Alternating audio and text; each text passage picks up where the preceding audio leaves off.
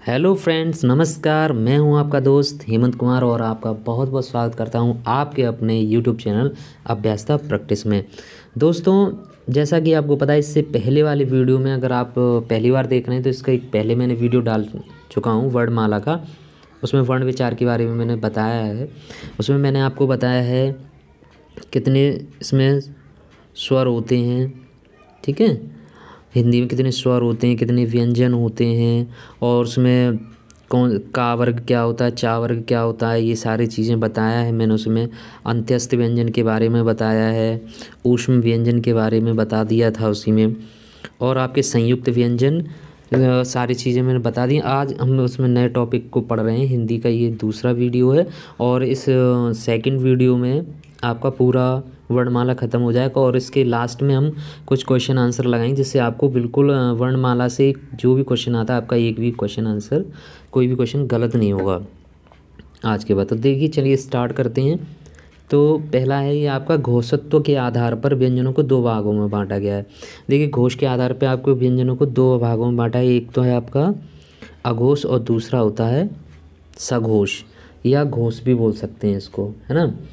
तो इसमें कौन कौन से वर्ण आते हैं वो हम आपको बताते हैं। जैसे कि अघोष में कौन से वर्ण आते हैं और सघोष में कौन से वर्ण आते हैं। उससे पहले मैं आपको थोड़ा सा आगे और बता देता हूँ कि इन्हीं व्यंजनों को दो और चीज़ों में बांटा जाता है, जिसको हम बोलते हैं प्राणत्व। प्राणत्व के आधार पर बांटा गया, एक तो अल्प प्राण और दूसरा होता है महाप्राण, ठीक है। अब इसके जो शब्द हैं, अक्षर वही हैं 52। आपको पता है वर्णमाला में कितने अक्षर होते हैं, 52 टोटल। इन्हीं को अलग अलग की पहले तो दो भागों में बांटा, स्वर में व्यंजन में। फिर स्वर को अलग अलग बताया, संयुक्त स्वर कौन से होते हैं और हर्ष स्वर कौन से हों, दीर्घ स्वर, ये मैंने आपको बता दिया है। फिर व्यंजन भी होते हैं, एक तो स्पर्श व्यंजन होता है ना, वो भी मैंने इससे पहले वाली वीडियो में स्पर्श व्यंजन, अंतस्थ व्यंजन, ये सारी चीज़ें बता दी हैं।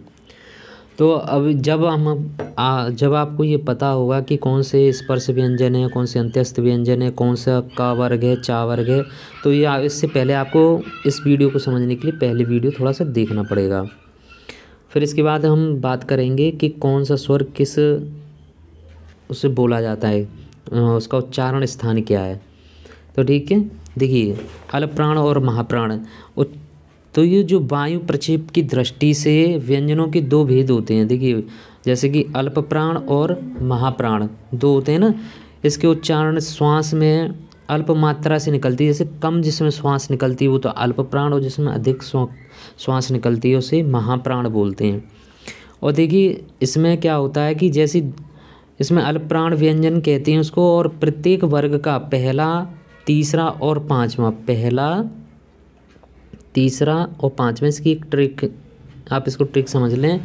135 या 135 ये आपका हो गया अल्प प्राण, और आपको 24 चाहिए महाप्राण। यानी आपको जो वायु चाहिए वो कब तक चाहिए, 24 यानी 24 घंटे चाहिए। ऐसा तो नहीं 1-2 घंटे में अगर नहीं लें तो काम चल जाएगा, नहीं है ना। इसलिए एक सूत्र माने महाप्राण, आपको महाप्राण कितने चाहिए, 24 यानी 24 घंटे चाहिए। और आपको अल्प प्राण 135, ये ट्रिक याद रखें। अब 135 और 24 क्या है, ये आपको मैंने बता दिया था। जो कि जो वर्ग हैं, ये का वर्ग है, पहला जो होता है का वर्ग, दूसरा चा वर्ग, तीसरा आपका टा वर्ग, और चौथा होता है ता वर्ग, और पाँचवा होता है पा वर्ग। यानी अल्प महाप्राण में अगर 24 हैं तो उसमें कौन कौन से आएंगे वर्ण, 24 बोला है ना, दूसरा वर्ण और चौथा वर्ण। दूसरा वर्ण कौन सा है आपका, है वर्ग के दूसरे जितने भी अक्षर हैं, दूसरे वर्ग के वो सभी अक्षर आएंगे। जैसे ख, फ, छ, ठ, थ, फ, य, ये सारे शब्द आएंगे इसमें। और लास्ट वाले चौथा घ, झ, ढ, ध, म, भ, ल, ये शब्द आएंगे। आप इनको अगर समझ नहीं पा रहे तो पहली वीडियो मैंने बता दिया है कि उसे देखना बहुत ज़रूरी है, क्योंकि उसी में सारे वर्ण दिए हुए हैं, ठीक है। तो ये क, घ, ढ, च, झ, य, ट, ठ, ढ, द, त, न, पा, भा, म। और अंत्यस्थ व्यंजन मैंने बता ही दिए थे आपको, या वाराला होता है, ठीक है। तो अब इसके उच्चारण स्थान के बारे में जान लेते हैं कि कौन कौन से उच्चारण स्थान हैं। ये देखिए उच्चारण स्थान के ये देखिए एक सेकेंड। हाँ, जो भी वर्ण का जो पांचवा अक्षर है, जैसे मैंने बताया ना का वर्ग है, का वर्ग के में 5 होते हैं। जैसे का वर्ग में 5 शब्द होंगे, कौन कौन से होंगे देखिए, का होगा, का, खा, गा, घा और या। तो जो सबसे लास्ट में जो 5वां वर्ण है वर्ग का 5वां, तो देखिए ये राणा या। और छोटी अंग, ये जितने भी 5वें वर्ण हैं वो सभी, जैसे ता वर्ग में अणा सबसे लास्ट में आता है 5वां, तो वो, तो ये सभी किससे बोले जाते हैं, नासिका, यानी आपके नाक के स्वर से जो स्वर बोले जाते हैं वो कितने हैं, 1 2 3 4 5 6 हो गए। 5 तो आपके वहाँ से मिल गए स्वरों से, जो 5वें वर्ण है वो, और एक आपका स्वर हो गया छोटा अंग, ये भी स्वर में गिना जाता है। तो ये हो गए 6 आपके। ऐसी सरल एक ट्रिक है, सरल, और जो सरल नहीं उसको क्या कठिन बोलते हैं, लेकिन इसको आप बोल सकते हैं ना सरल। ना सरल आपको दंत मूल से बोला जाता है, न स र ल बोल के देखिए, दांत से ही आएगा। और आपके दांत से बोलने वाले शब्द कौन कौन से, ता वर्ग और सा। तो ता वर्ग में कौन कौन से हैं शब्द मैंने बता ही दिया आपको। देखिए ता वर्ग में आते हैं ता, था, दा, धा, ना, ये आगे 5 वर्ड, और एक होता है आपका सा, ये हो गया। कुल मिला के ये हुए 6, ये आपके दंत से बोले जाते हैं। तो प्रश्न, जब हम इसके प्रश्न करेंगे तो आपको और अच्छे से समझ में आएगा।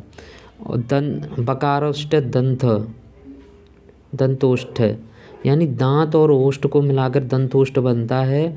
बकार से, संस्कृत का सूत्र है बकार से दंतोष्ठ, यानी बा जो शब्द है वाह वो बोला जाता है आपके दांत और ओष्ठ से। होठों से बोलने वाले शब्द कौन से हैं, देखिए एक तो होता है पा वर्ग। पा वर्ग में क्या आएगा, पा आएगा, है ना, पा, फा, बा, भा, मा, ये शब्द आएंगे, 5 हो गए ना। और छोटा ऊ और बड़ा ऊ ये भी आएगा। तो इस तरीके से दंतोष्ठ से आपको याद हो गए, ओष्ठ वाले, होठों वाले शब्द हो गए। देखिए आपके बोल के देखिए, पा, फा होठ से बोले जाएंगे, बिना होठों के बोल नहीं सकते इनको।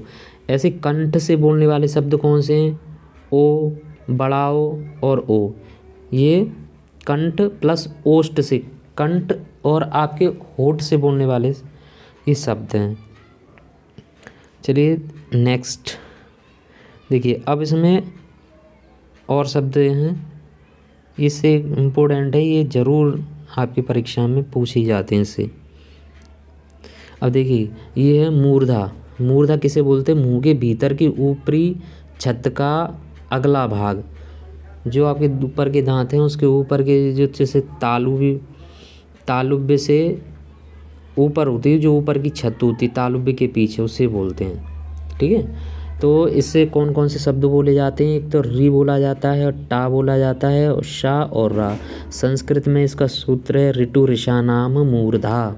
ऋतु ऋषानाम मूर्धा, री से आगे हो गया री, ऋतु, टू से हो गया टा वर्ग। टा वर्ग में आपको वही 5 वर्ड याद रखने चाहिए, कौन कौन से हैं, टा, ठा, डा, अणा, ये 5 हो गए।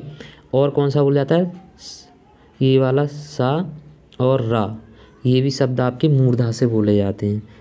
ठीक है, और तालुब्य से बोलने वाले शब्द कौन से, छोटी, बड़ी और चा वर्ग। ठीक है, और या और श।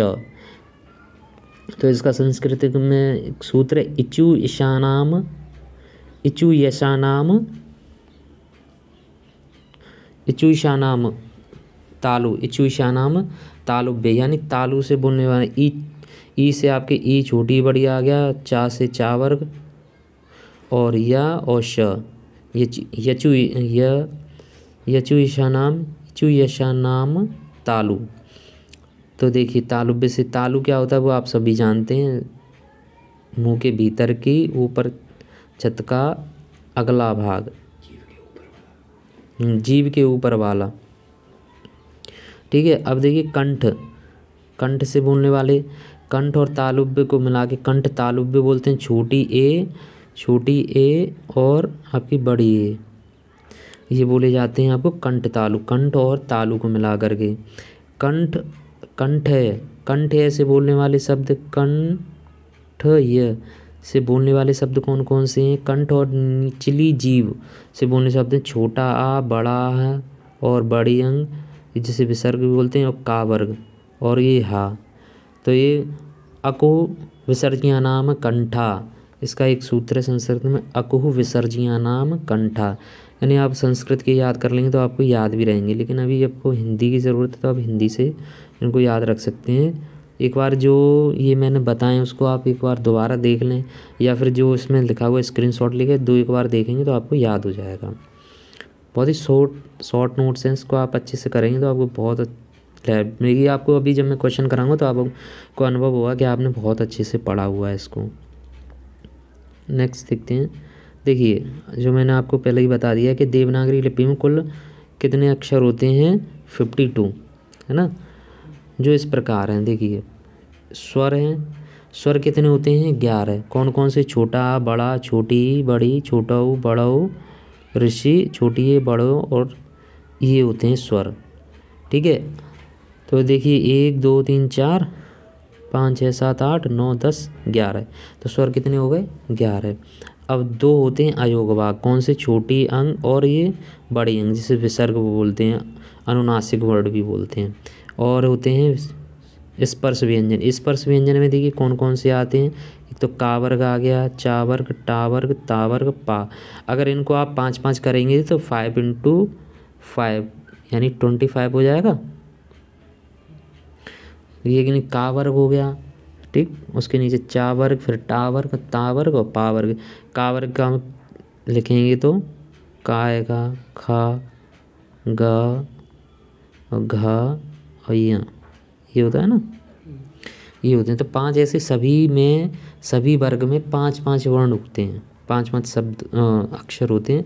तो ये 25 तो स्पर्श व्यंजन हो गए, और 4 होते हैं आपके अंत्यस्थ व्यंजन। अंत्यस्थ व्यंजन में क्या क्या आता है? देखिए या, र, लव, या, र, लव, या और र और ल और व, ये 4 हो गए अंत्यस्थ व्यंजन।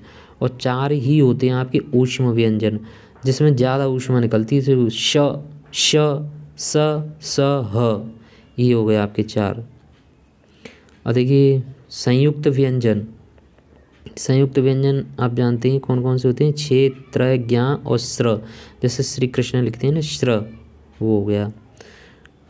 और देखिए आपके होते हैं द्विगुण व्यंजन। द्विगुण व्यंजन होते हैं जो आपके वहाँ पे डा और डा होते हैं, उसके नीचे एक बिंदी लगी रहती है नीचे, तो इसको ढ ढ बोलते हैं।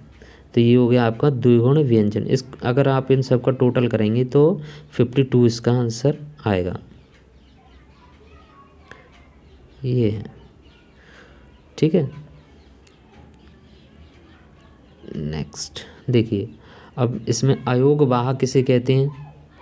अयोगवाह, अयोगवाह अनुनासिक वर्णों को कहते हैं, जिसमें मैंने बताया था अभी छोटी अंग और बड़ी अंग, इनका योग ना तो पूर्ण रूप से व्यंजन के साथ होता है, ना ही स्वर के साथ होता है, इसलिए इन्हें अयोगवाह कहते हैं। ठीक है, द्विगुण में इन्हें उत्क्षिप्त, इनको एक और भी कहते हैं उत्क्षिप्त व्यंजन भी कहते हैं। ठीक है, और को गुण द्विगुण व्यंजन तो कहते हैं, मैंने अभी आपको बताया ही है। और संयुक्त व्यंजन में 2 वर्णों के योग से बने वर्ण को संयुक्त व्यंजन कहते हैं। देखिए कैसे बनते हैं वर्ण। ये आपको अपन क्ष लिखना है तो का और श के योग से बना है क्ष, त्र बना है, ता पे हलंत लगा है और रा। ठीक है, ज्ञा कैसे बना है? ज और या के योग से बना है ज्ञा। श्र कैसे बना है? श आधा शा हो गया और ये रा हो गया, तो ये बन गया श्र। तो आपको आई होप समझ में आया होगा बहुत अच्छे से।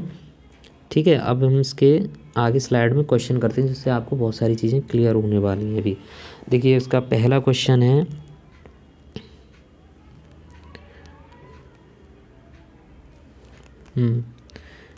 पहला क्वेश्चन देखिए, ये रहा, एक सेकेंड।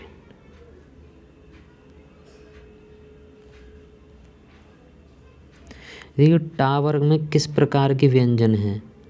टा वर्ग में किस प्रकार, हमने बताया था ना टा वर्ग में कौन कौन से व्यंजन होते हैं? टा होता है, टा है ना, ठा, डा, ढा, अणा, ये सारे होते हैं ना। तो ये कौन से बोला जाता है, मैंने अभी जस्ट आपको बताया था, एक इसका सूत्र भी बताया था मैंने, ऋतु ऋषानाम मूर्धा। तो ऋतु ऋषानाम मूर्धा यानी आपका ये मूर्धन्य होते हैं शब्द, ठीक है। दूसरा देखिए अर्धस्वर है, अर्धस्वर है मैंने बताया था जो ना तो स्वर है ना तो व्यंजन है, अभी जस्ट 1 मिनट पहले ही बताया मैंने, य वाला होते हैं ना, तो इसमें या और बा दिया है, तो इसका आपका आंसर ए हो गया। अयोगवा कहा जाता है, तो अयोगवा किसे कहा जाता है, जो विसर्ग और अनुनासिक वर्ण को विसर्ग किसे कहा जाता है, जो बड़ी अंग है इसके नीचे ये होता है, ठीक है, ये छोटी अंग और इसको बड़ी जी मिला दें तो इसको क्या बोला जाता है, अयोगवा। तो यहाँ पर हमें एक दिया है विसर्ग को, तो ये आपका आंसर सही हो जाएगा विसर्ग को, ठीक है। अयोगवाह कहा जाता है, ये भी सेकंड दे दिया। तो इसमें देखिए मैंने अभी जस्ट ऊपर ही बताया ना, अनुस्वार और विसर्ग को, तो आपका ये आंसर बी सही हो जाएगा, ठीक है। ये आपके 4 क्वेश्चन हो गए। अब नेक्स्ट देखते हैं।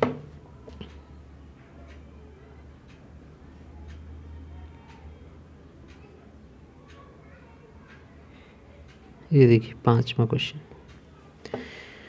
इसमें कह रहे हैं वर्णों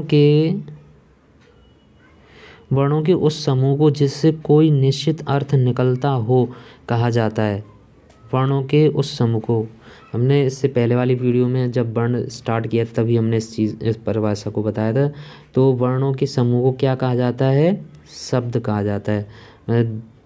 ये जैसे का प्लस माँ बन गया, तो ये 2 हो गए वर्ण और इसको मिला के वो सही एक शब्द बन गया कम, तो ये एक शब्द बन गया ना। तो यानी वर्णों के समूह को क्या कहते हैं, वर्णों शब्दों समूह कहते हैं, ठीक है। नेक्स्ट देखिए क्वेश्चन, निम्न में से कौन सा शब्द अमात्रिक है, तो इसमें से कोई इसमें मात्रा नहीं है। तो ये आपका देखिए कारखाने में का की मात्रा लगी है, अमित में ई की भी मात्रा लगी है, चहचाना में भी लगी है, तो कलरव में कोई मात्रा का प्रयोग नहीं किया गया है, ठीक है। लेकिन अगर संस्कृत में ये पूछ लेते तो इसमें आ मात्रा का यूज किया गया, का प्लस हलंत आ। लेकिन आप संस्कृत नहीं पढ़ रहे, हिंदी पढ़ रहे, तो ये कलरव में ये अमात्रिक शब्द कहा जाएगा, ठीक। नेक्स्ट क्वेश्चन देखिए 7, ड उच्चारण स्थान है। बताइए, मैंने अभी बताया ना जस्ट पहले कि जो सभी वर्ग के क च ट त प के सभी वर्ग के लास्ट में यानी 5वां वर्ण क्या होगा, उच्चारण स्थान क्या होगा, नासिका। तो आपका ये आंसर सही हो गया, ठीक है।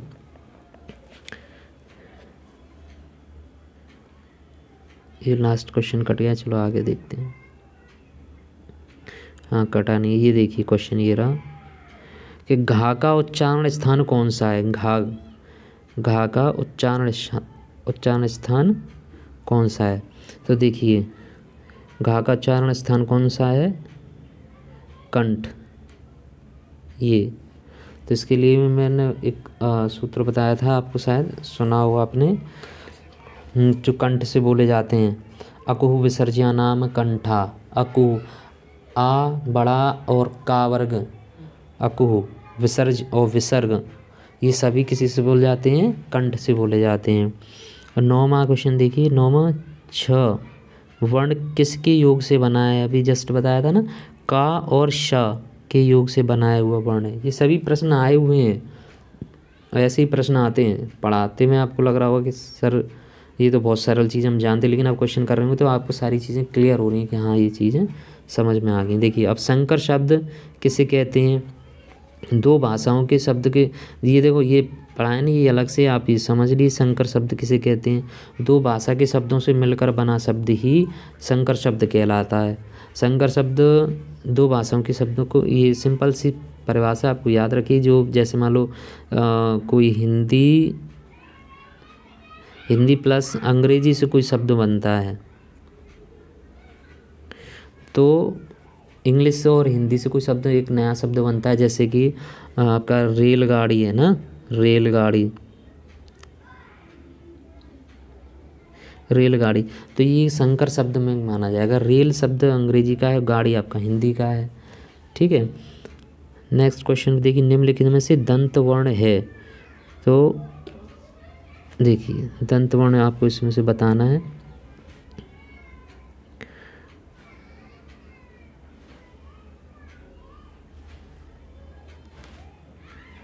तो देखिए निम्नलिखित में से दंत वर्ण है, तो आप बताइए कौन सा होगा। ये होगा आपका दांत से दंत। अगर दंत वर्ण पूछ ले तो अगर दा से और ता दंत होते हैं तो दा और ता तो इसमें समझ में ही आ गए कि दंत वर्ण है, दांत से बोला जाता है, ता तराजू। ठीक है। तो और इसके सारे वर्ण जैसे कि ता, था, दा, धा और ना, ये होते हैं ना, ता, था, धा, ध, ना, ये पांचों वर्ण आपके दंत से बोले जाते हैं। ठीक है। नेक्स्ट देखिए, हिंदी शब्दकोश में पहले आने वाला शब्द है। हिंदी शब्दकोश में पहले आने वाला शब्द है। तो ये आपको मैंने अभी इसमें बताया नहीं, ये अलग से क्वेश्चन है लेकिन आ गया है। तो देख लीजिए, जैसे वक्त है, वर्ग है, वक्र है, वर्ग है। इसमें ये पूछा जाता है कि कौन सा, जैसे आपके अल्फ़ाबेट होते हैं ना इंग्लिश में, ए बी सी, इनसे वो जो शब्द होते हैं तो पहले ए से जो शब्द बनते हैं वो आएंगे, फिर बी से आएंगे, फिर जो हम फ़ॉन्ट डायरी देखते हैं तो ए और फिर बी आ जाता है, बी के बाद सी आ जाता है। इसी प्रकार से हिंदी में भी एक शब्दकोश होता है और उसके जो पहले वर्ण आते हैं वो 4 शब्द दे देते हैं, उसमें से फिर पूछते हैं कि कौन सा वर्ण आएगा। तो इसमें आपका ये सही होगा वक्त। नेक्स्ट है, हिंदी शब्दकोश में अंग किस वर्ण से पहले आता है।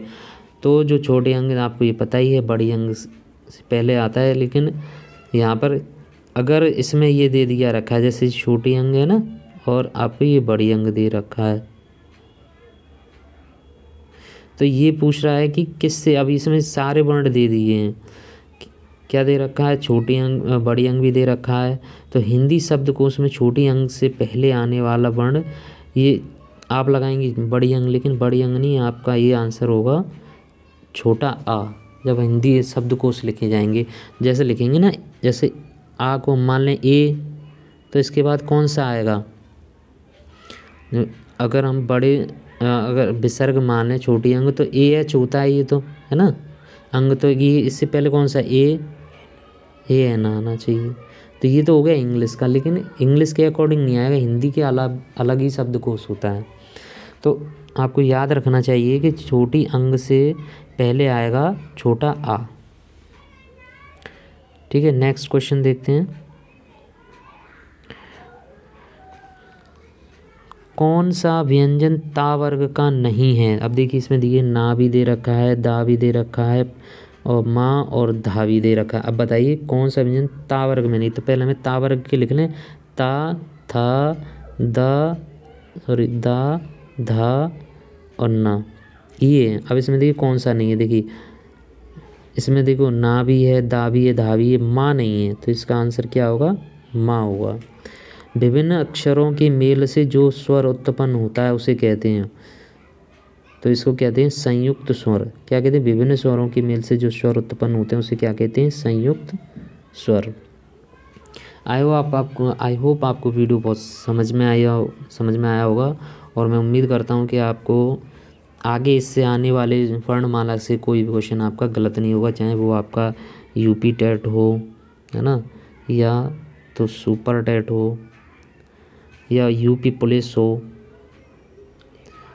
लेखपाल हो। हिंदी में आपको कहीं से भी कोई, क्योंकि इन सब का सिलेबस लगभग एक जैसा होता है, लगभग क्या 99.99% एक ही होता है। तो आपको इनमें आने वाले क्वेश्चनों में कोई भी प्रॉब्लम नहीं आने वाली है। बस आपको अगर नहीं समझ में आए तो इस वीडियो को दोबारा से रिवाइज़ करके देख लेना। अगर आप कमेंट करेंगे तो इसके फिर आगे की हम वीडियो बनाएंगे। आप बताइए कमेंट करके कि इसमें आपको किस टॉपिक में हिंदी में प्रॉब्लम हो रही, तो हम उसी टॉपिक का वीडियो बनाएंगे।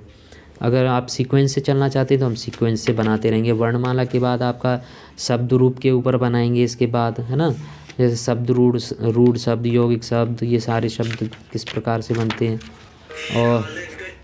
और संधि हैं, समास हैं, है ना, ये सारी चीज़ें हम आगे क्रम से बनाते रहेंगे। Thank you so much. अगर आपको वीडियो हेल्पफुल लगी तो प्लीज़ सब्सक्राइब करिए, कमेंट करिए और लाइक करिए। धन्यवाद।